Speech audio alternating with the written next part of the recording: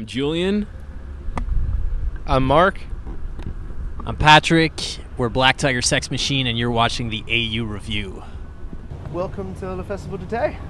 Thank you. Is it your first time playing this event? Yes, it's our first time playing a festival in Quebec City, second time playing here. We're pretty excited. The stage is right behind us. It looks cool. And we're playing with GTA, Bloody Beetroots, and Crystal Method. Should be a pretty amazing night. Some EDM legends there. So it should be a pretty fun night. Are you gonna hang around after your set and kind of dance with everyone else? Yeah, we'll definitely check out all the other acts. I mean, we've loved like Bloody Beetroots for so many years, so it's actually the first. I've never seen them perform live, and I hear it's a great show. So excited. It should be good fun. Well, let's talk about your music, and I understand that there's an EP on its way. You put a little bit of a sneak preview up the other day. Can you tell us a little bit about it?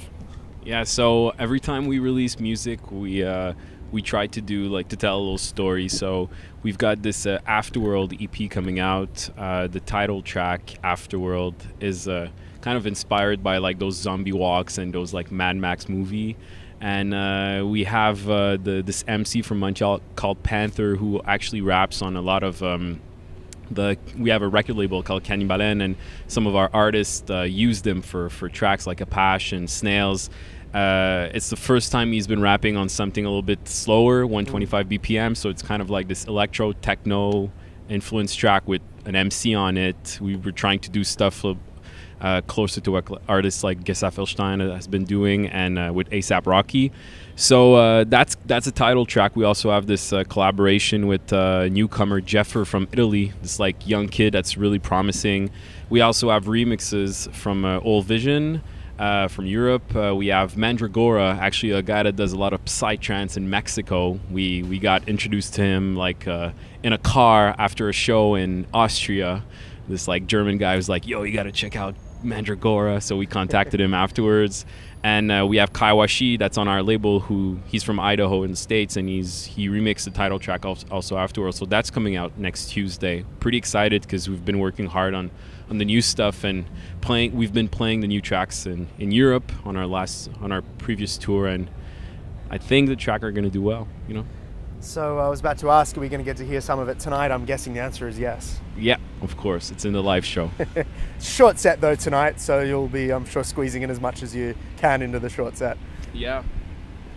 Yeah, we did like a shorter version of our full 1 hour live. So we took the best routines and did some modifications to fit the stage and the ambience here today. So yeah, 3 tracks from the EP, the Kaiwashi remix, the Afterworld, the original, the lead track, and the collaboration that Julien talked about, and a lot of unreleased Candy Baleine material. And yeah, it's the live show. So tell us a little bit about how your live show works, because I've seen some photos, and but I haven't seen it, so I'd love to get my head around it a bit. So when you come to the Black Tiger Sex Machine live show, there's 3 stations. There's Julien that's going to be throwing samples and effects to assist everything that we're doing and adding some extra elements on top of tracks. I'll be, let's say, throwing the skeleton of the live show. Some tracks are DJs, some tracks are more like, some transitions are more DJ focused, and others are more like live routines. And Patrick is playing with 2 keyboards, 2 MIDI keyboards, playing keys on top of everything. So it's in between a DJ set and a full-on live show. It's very dynamic, it's very quick, it's very fast-paced, and we're really proud of what we've done with it so far. And there seems to be a bit of artistry behind masks and things like that as well. Is that the case? Yeah, I mean, we've always loved groups or bands or whatever that have like a strong visual identity and going to shows, and you know, it's not just a guy up on a stage playing music, which is, you know, great, but you know, shows like when we started doing music, like a group that really influenced us was Justice, and their whole live show was this crazy experience, and we kind of fell in love with that, and we wanted to bring a bit of that feeling to our show, and that's why we've always been, you know, very interested in having like a strong visual element, so that when they come to the show and they see us, and it's a whole experience, you know, and it's something memorable, and you know, they feel like they've lived something out of the ordinary. And you know, we started off, Julian had the idea just to have maybe some masks built, because you know, we had the name Black Tiger Sex Machine, so you know, why not try doing tiger masks? And then we met that guy right over there who's taking pictures of us, who's was studying in industrial design, Gab, our buddy Gabriel Hébert.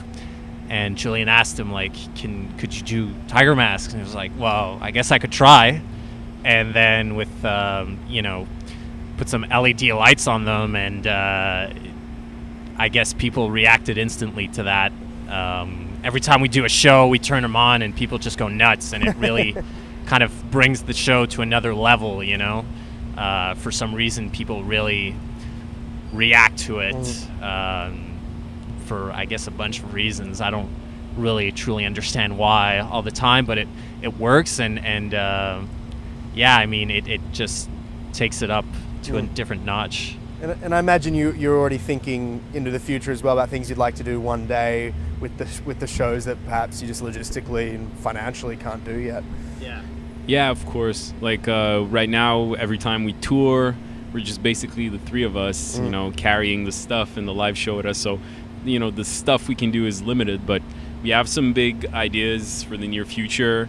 Thing is, with something as strong as a mask, you know, a mask is like kind of a hit or miss, and I think the mask has been good to us. You can put a lot of money into a mask.